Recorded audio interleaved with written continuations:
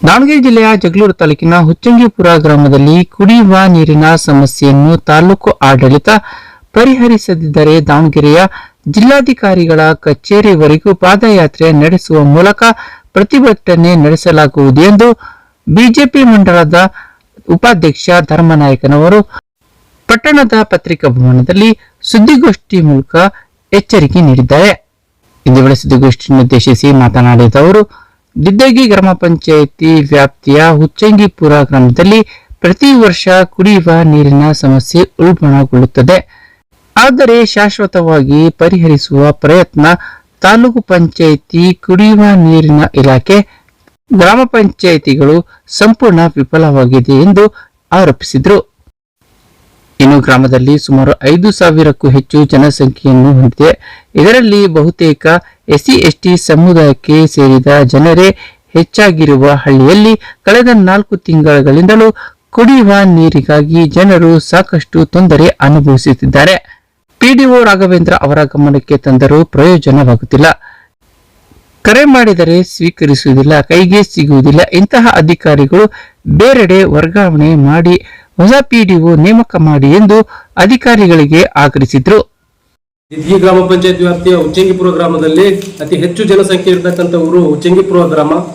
ದನ ಕರುಗಳು ಸಹ ಇದ್ದು ಗ್ರಾಮ ಪಂಚಾಯತಿ ಆಡಳಿತ ಮತ್ತು ತಾಲೂಕು ಆಡಳಿತ ಎಷ್ಟೇ ಹೇಳಿದ್ರು ಕೂಡ ಅವ್ರ ಕಣ್ಣಿಗೆ ಪರೆ ಬಂದ್ಬಿಟ್ಟಿದೆ. ನಾವು ಎಷ್ಟೇ ಮನವಿ ಮಾಡ್ಕೊಂಡ್ರು, ಎಷ್ಟೇ ನಮ್ಮಂತರ ನಾವು ಒಬ್ಬ ತಾಲೂಕಲ್ಲಿ ಸ್ವಲ್ಪ ಗುರುತಿಸ್ಕೊಂಡು ನಾವು ಸ್ವಲ್ಪ ಇದ್ರಲ್ಲಿ ಇದೀವಿ, ಆದ್ರೂ ಕೂಡ ಅವ್ರಿಗೆ ಫೋನ್ ಮಾಡಿದ್ರೆ ಡೋಂಟ್ ಕೇರ್, ಫೋನೇ ಎತ್ತೋದಿಲ್ಲ. ಇವ ಅವ್ರಿಗೆ ಮಾಡಿದ್ರೆ ಪಿಡಿಒ ಮೇಲೆ ಹೇಳ್ತಾರೆ, AW ಸಾದಿಕ್ ಅವ್ರಿಗೆ ಮಾಡಿದ್ರೆ ಅವರು ಪಿಡಿಒ ಮೇಲೆ ಹೇಳ್ತಾರೆ. ಪಿಡಿಒ ನೋಡಿದ್ರೆ ಯಾರ ಸಂಪರ್ಕಕ್ಕೂ ಸಿಗ್ತಾ ಇಲ್ಲ. ಅವ್ರಿಗೇನು ಜನರ ಸಮಸ್ಯೆ ಜನರಿಗೆ ಅವರೇ ನಿಭಾಯಿಸ್ಕೊಳ್ಳಿ ಅನ್ನೋ ಲೆಕ್ಕಕ್ಕೆ ಅವ್ರಿದ್ದಾರೆ. ಯಾಕಂತ ಹೇಳಿದ್ರೆ ಇವತ್ತು ಜನ ಬೆಳಿಗ್ಗೆ ಪಾಪ ಕೆಲಸ ಬಗ್ಸಿ ಎಲ್ಲ ಬಿಟ್ಟು ಈ ಬಿಸಿಲಲ್ಲಿ ಸುಮಾರು 4-5 ಕಿಲೋಮೀಟರ್ ಇಂದ ಬೈಕ್ಗಳಲ್ಲಿ ಮತ್ತೆ ನೀರಿನ ಗಾಡಿಗಳಲ್ಲಿ ದಬ್ಬ ಗಾಡಿಗಳಲ್ಲಿ ನೀರು ತಗೊಂಡ್ ಬರ್ತಿದ್ದಾರೆ. ಇವ್ರಿಗೆ ಕನಿಷ್ಠ ಒಂದು ಹೃದಯನೇ ಅನ್ನೋದಿಲ್ವಾ ಇವರಿಗೆ? ಆ ಜನರ ಪರಿಸ್ಥಿತಿನೇ ಕಷ್ಟ ಸುಖನೇ ಅರ್ಥ ಆಗ್ತಾ ಇಲ್ಲ. ತಾಲೂಕು ಆಡಳಿತ ಯಾಕೆ ಇಷ್ಟಕ್ಕೊಂದು ಹಿನ್ನಡೆ ಮಾಡ್ತಾ ಇದೆ? ಪ್ರತಿ ವರ್ಷನೂ ಅಷ್ಟೇ ಸುಮಾರು ದಿನದಿಂದಲೂ ಇದೇ ಸಮಸ್ಯೆ. ಇದೊಂದು ಸಮಸ್ಯೆಗೆ ಕುಡಿಯೋ ನೀರಿಗೆ ಒಂದು ಶಾಶ್ವತವಾಗಿರ್ತಕ್ಕಂಥ ಪರಿಹಾರವನ್ನ ನಮ್ಮ ತಾಲೂಕು ಆಡಳಿತ ಕೊಡದೇ ಇದ್ರೆ ನಾವು ಗ್ರಾಮ ಪಂಚಾಯತಿಯನ್ನು ಮುತ್ತಿಗೆ ಹಾಕ್ತೀವಿ.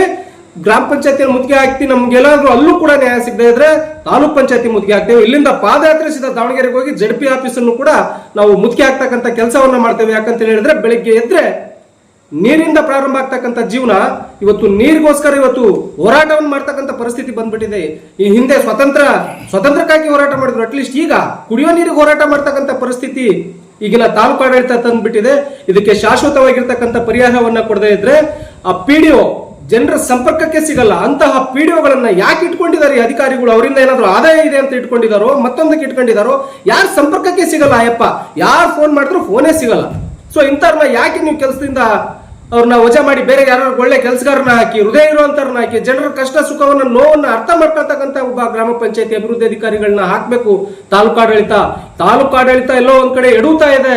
ಇವತ್ತು ಜನರ ಸಮಸ್ಯೆ ಇಂಥ ಬೇಸಿಗೆ ಕಾಲದಲ್ಲಿ ಬಿಸಿಲು 38ರಿಂದ 40% ಬಿಸಿಲಿದೆ. ಇನ್ನು 40% 44 ಆಗ್ತಕ್ಕಂಥ ಪರಿಸ್ಥಿತಿ ಇದೆ. ಇಂಥ ಪರಿಸ್ಥಿತಿನಲ್ಲಿ ನೀರಿನ ವ್ಯವಸ್ಥೆಯನ್ನ ಮಾಡುವಲ್ಲಿ ತಾಲೂಕು ಆಡಳಿತ ಎಡುತ್ತಿದೆ.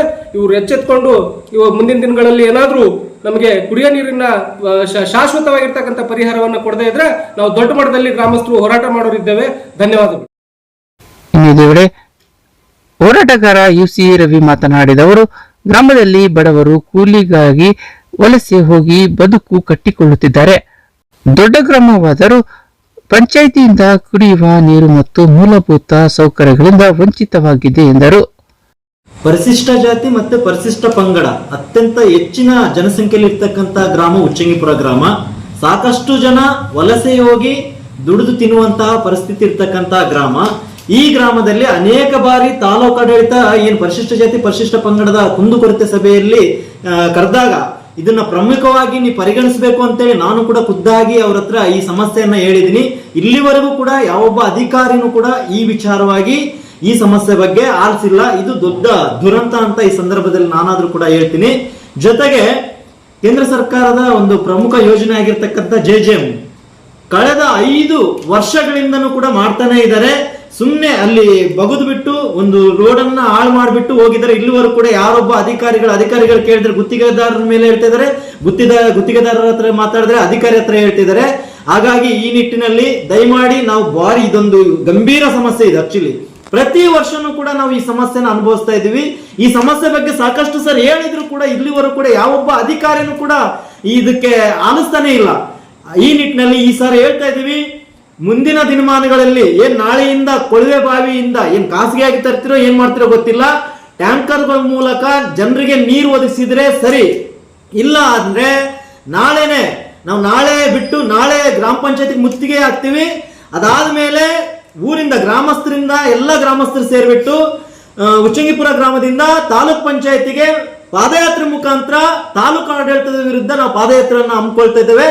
ಜೊತೆಗೆ ಎಲ್ಲ ಅಧಿಕಾರಿಗಳಿಗೆ ನಾವು ಸ್ಪಷ್ಟವಾಗಿ ಹೇಳ್ತಿದ್ವಿ, ಈ ಸಮಸ್ಯೆಯನ್ನ ಗಂಭೀರವಾಗಿ ಆಲಿಸಬೇಕು, ಈ ಬೇಗ ತ್ವರಿತವಾಗಿ ನೀವು ಈ ಸಮಸ್ಯೆಗೆ ಪರಿಹಾರವನ್ನ ನೀಡಬೇಕು ಅಂತೇಳಿ ಈ ಮೂಲಕ ತಮ್ಮಲ್ಲಿ ವಿನಂತಿಸಿಕೊಳ್ತಿದ್ದೇವೆ. ಈ ಸಂದರ್ಭದಲ್ಲಿ ಗ್ರಾಮದ ಮುಖಂಡರಾದ ಸಿದ್ದೇಶ್, ರಾಮಪ್ಪ ಸೇರಿದಂತೆ ಮತ್ತಿತರರಿದ್ದರು.